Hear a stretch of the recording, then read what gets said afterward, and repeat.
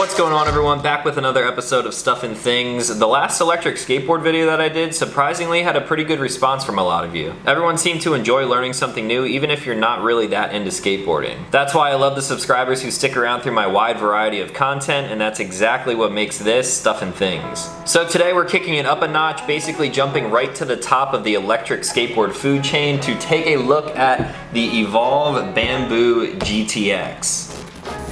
As Evolve states on their sites, the GT name is associated with only the highest performing model of a product line. So when they took their already spec heavy GT and revamped it, it evolved into the GTX series, which brings more power, more performance, and more versatility than ever before. Starting from the top down, this board is built on a new maple and bamboo deck with the drivetrain of Evolve's Carbon GT board, giving you crazy performance specs while still maintaining the ride characteristics of a traditional wooden skateboard. The dual brushless motors pumping out 3,000 watts of power give this board an approximate top speed of 26 miles per hour, and a huge custom designed 36 volt 10 amp hour battery gives the board up to a 31 mile range depending on the rider and terrain, of course. Given those specs, this board can climb hill gradients of 25%, which is much steeper than anything that I'm ever going to encounter. And then when riding down those hills, the board has regenerative braking to give back some of the power that you use to go up them. I'm currently running the 97mm street wheels, but the board is also offered in an AT version with 7-inch off-road style tires. The wheels are mounted on Evolve's GT Supercarve trucks featuring a double kingpin design, making this thing carve like a dream, which almost makes up for the lack of a kicktail. Then on top of it all, there's the gold hardware and laser cut grip tape, giving the board just a little more cool factor and sealing the deal for the name that a lot of people have given this board, the Ferrari of electric skateboards.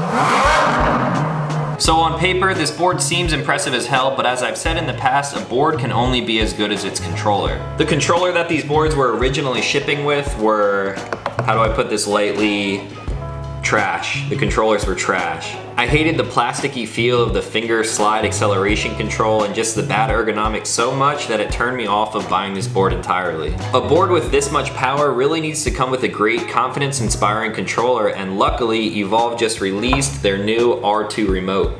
The new remote features a digital LCD screen where you will find information of the board like your speed, a trip function, 4 different speed modes, wheel and gear settings, a diagnosis screen, and of course battery life for both the board and the controller itself. Operation is very straightforward with a trigger finger for the throttle and a thumb operated brake. There's also a programmable deadman switch that you can turn off and on, but I always opt to leave that on for safety reasons. You turn the board on with this button and the controller on with the bottom button, and you'll get a welcome screen as well as a gentle vibrate to let you know that it's on. The board will start in what they call their safe mode, which makes you manually click the mode button before riding so you're aware of the speed mode that you're starting in. There are 4 different modes: slow, Eco, Fast, and GT. GT, of course, giving you the most performance. And when turning on the board and moving out of safe mode, the board will always return to the mode that you were last riding in. All Evolve boards are now shipping with a new remote, and needless to say, the redesign was really needed and it drastically improved the whole package. I've owned this board for a few weeks now, so I'm already pretty familiar with it, but I've only really ridden it around town running errands, tuning the trucks, and just getting used to the power that this thing has. So today I have both the controller and board charged to 100%. I'm gonna go out into the city and see if I can ride this thing until it dies or I die, whichever comes first. Alright, out here on the board, I really only have about an hour left until the sun goes completely down, so I'm just gonna keep the board in GT mode, its fastest mode, and just kind of cruise like I would any other day. I'm gonna turn my GPS tracker on my phone right now so I can map how fast and how far I'm actually going and for how long. That's all set, and now I will check back with you guys every 5 miles or so.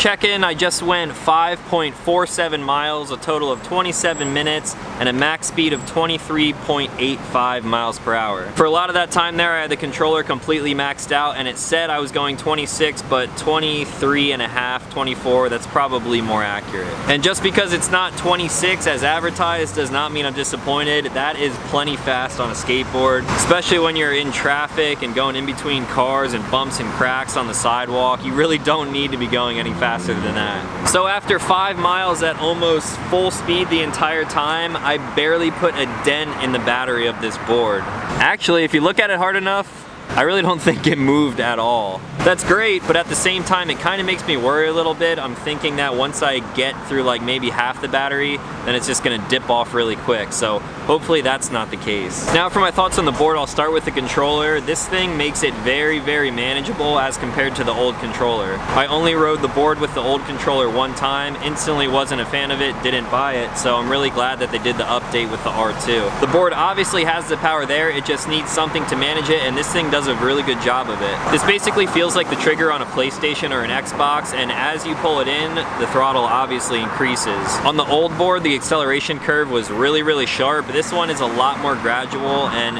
even in GT mode, you can still kind of finesse the trigger a little bit just to keep it nice and smooth and going whatever speed you want it to go. The brakes are good, very, very strong, and another thing to note is that you don't need to press the dead man switch in if you're going to be braking. If you're cruising along just kick pushing, you can use this at any time and it's going to stop the board. This board has so much power that there were a couple times when I was in traffic, I don't know if it was on like a really smooth road surface, maybe paint, or maybe even a little bit wet, but if I would pull this full throttle and I wasn't moving very fast, these wheels would actually spin and kick out like a rear wheel drive car. That's a little sketchy at first if you're not used to that type of feeling, so definitely be careful if you're new to electric skateboards riding one of these in GT mode. I've been riding electric boards for a long time and that still caught me off guard, but it's pretty badass that it has enough power that it can take my weight and still spin the tires. I think I've finally got these double kingpin trucks dialed in. For a while there, when I first got the board, they were way too loose, especially for how fast this thing goes. I took it out the first time, went full throttle all the way, and I got speed wobbles almost instantly. So I went back, tightened them both full turns on the top and the bottom, both sides. And then a tip for tuning double kingpin trucks on a board that you're gonna be riding really fast,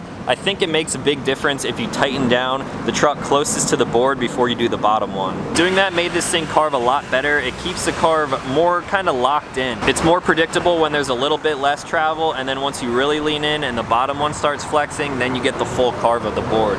Speaking of carving, this deck is pretty concave. It's kind of hard to show on camera, but it's almost like a U, and what that does is really locks your feet into this grip tape. If you're going fast and you try to carve, there's a good chance that this thing is gonna start sliding on you. So having that little bit of lip in both the front and the back really keeps you locked onto the board. And speaking of sliding, the wheels on this thing are the 97mm street wheels, like I said. When riding in a place like this, bumps, cracks, riding on bricks, sort of like what I'm standing on right now, you really want big wheels like this because it's gonna smooth out the ride. Other than the board being a little bit rigid because of the thick deck and the big battery that's integrated into the bottom of it, the big wheels did keep it really smooth, and it's probably one of the smoother boards that I've ridden. Alright, I gotta stop talking, I gotta get back to skating because the sun is really going down now, so I'll check back in another 5 or 10 miles.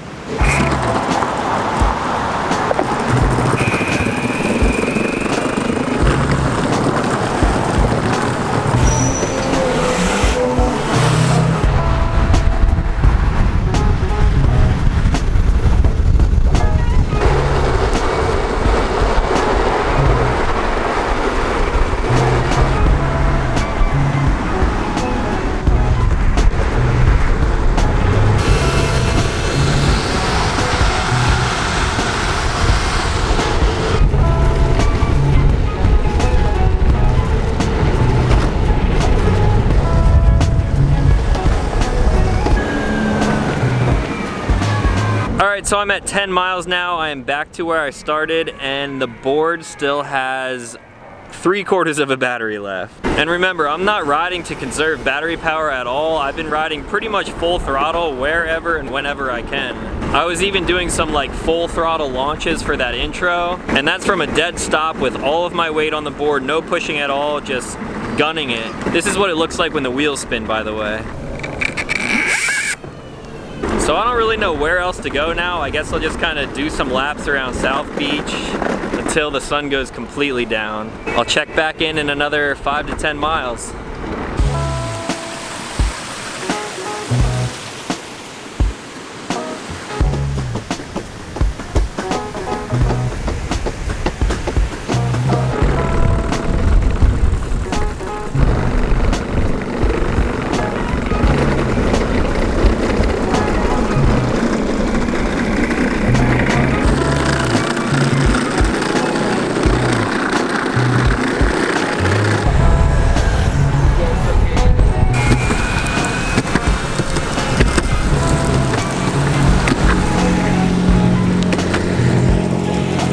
I'm at 15 miles now. I've been outside for about an hour and a half and it's obviously really dark now. The board still has half power.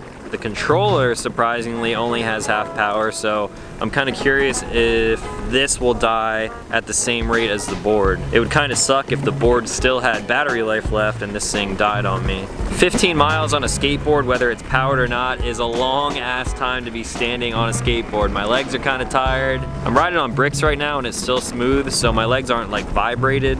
It's still pretty comfortable, but I think I'm gonna start to turn around and head back home now. Alright, I'm back, and as you can guess, pretty exhausted from that, so I'm gonna try to keep this short. Checking out the stats from my phone, I went a little over 19 miles. It took me about an hour and 45 minutes and a max speed of a little over 25 miles per hour. Looking at the elevation and speed, I went over some bridges, which is about as good as you can get for hills in southern Florida. The board tackled everything fine, and as you can see, I was going a pretty good speed almost that whole time. And then the map from where I started, I went across to downtown Miami, back, and then did an entire lap all around South Beach up to Mid Beach and back. All I can say is that is one long time on a skateboard, and I don't think I'll ever ride this thing that long again. So some quick pros and cons. I'm gonna start with the pros. The board really met all of my expectations that I had for it. The speed is there, the power is there. They really didn't exaggerate on the specs of this thing. The bamboo deck gives a little bit of flex, so it was pretty comfortable the entire time. The wheels were really smooth, that definitely added to the comfort, and then the double kingpin trucks. It took a little while to get those tuned in and dialed to how I ride, which is normally fast and aggressive all the time. But now that I have them set up the way that I do, the thing carves great, and there's really no complaints. The controller redesign was much needed, like I said, and it's definitely a really good improvement. The ergonomics feel good too. It's just a really natural position to have your hand in. The board has about a quarter battery left and the remote is at half, so technically I could ride this thing longer. However, as much as I love skateboarding, 2 hours on a board like this going that fast the entire time, it really does get tiring. Once the battery of the board started getting lower below half, it actually kicked me out of GT mode. GT is obviously very power consuming, so when you're going full throttle and there's only like a quarter battery left, the board wants to conserve itself. So the controller vibrates and it bumps you down into eco mode. Eco obviously conserving that battery. Now how far can this board keep going in eco mode? I would probably say another 5 to 7 miles. I could test that out in the future if someone is really interested. However, 20 miles, going 20 miles an hour the whole time, pretty sure it's gonna be good for anyone who's buying this board. Now for the cons, I can't just keep saying good things about this board. What are some of the negative sides of it? One would probably be the weight. This thing is obviously pretty heavy with that big battery, and because of that battery, you cannot fly with this on an airline. But at the same time, without that battery, I probably wouldn't have that power to go the top speeds that I was going and get the distance at the same time. The board is also not waterproof, so I was kind of dodging any kind of water that I saw on the road. But then again, is that really a con? When do you ever want to go skateboarding in the rain? Yes, it would be nice if there was a little bit of protection to kind of help you in a pinch if you're out skating somewhere and an unexpected storm comes. However, that's not a huge con to me. I have other boards that I could ride in the rain. The board is belt driven, which some people might look at as a con. There's more moving parts, so there's a little bit more maintenance than a hub driven board. It's definitely noisier. I personally think it sounds cool, but to each his own. And then there is definitely some resistance, so I wouldn't want to be kick pushing this thing if it dies on me. You can definitely push it, but the board is really heavy, and with those belts, it would kind of not make for a good time. And then the final thing being the price point. This board comes in at about $1,800. If that's not in your price range, completely understandable, but you gotta remember that this board is top of the line. You're paying for something that looks really great, has some of the best specs in the e-board market out there right now, as well as great customer service. I spoke with the guys from Evolve on the phone once or twice. The first time I was out riding this board, I needed to recalibrate the controller. I had no idea how to do it, so I Googled their phone number, gave them a call, and they sent me instructions right to my phone in about 5 minutes. It was a 2-minute video walkthrough, got the controller set, and it's been pretty great ever since then. Like I've said in the past, there really is no perfect electric skateboard. Everyone is gonna have their own preferences and tastes. However, as of right now, the Evolve Bamboo GTX is definitely my favorite electric skateboard that I have. I guess that about wraps up this video, so if you guys have any questions, good questions on this skateboard, feel free to leave them in the comments down below. Also, if you like this video, please leave a like. Clicking that button might not mean a lot to you, but it really does help me out in the long run. If you're new to this channel, consider clicking subscribe because I make new videos every week and there's gonna be more electric skateboard content coming in the future. That's gonna be all for today, so as always, thank you guys for watching, and I'll talk to you in the next one.